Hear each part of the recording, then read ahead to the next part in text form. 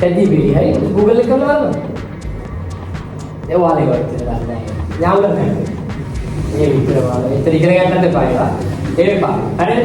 මම කියන්නේ සමහරවිට තාක්ෂණයක යූස් කරන්න සමහර දේවල් වලට ඒක හොඳයි ලස්සනයි. හරි මොකද්ද තුන?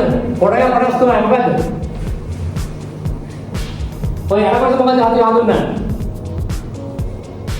අපි නල්ලට ඉංග්‍රීසි වලින් කියන්නේ කොහොමද? නල්ලට මේ ඉංග්‍රීසි පාඩම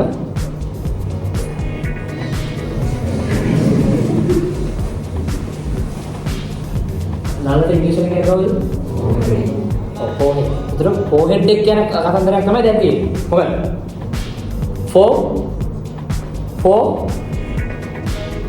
foreground. මොකදයි කියන්නේ? well foreground. යට කොටස foreground.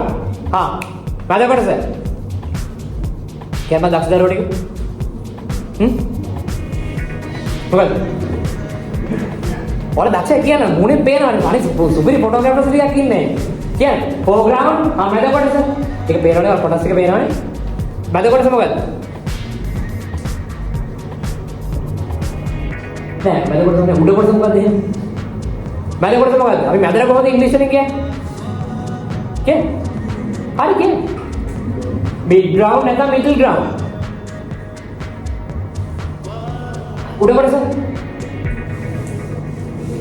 මොකද? දක්ෂ. background.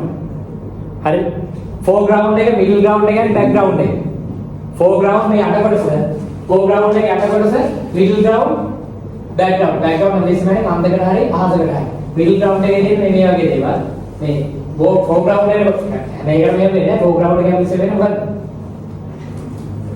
මොකද්ද?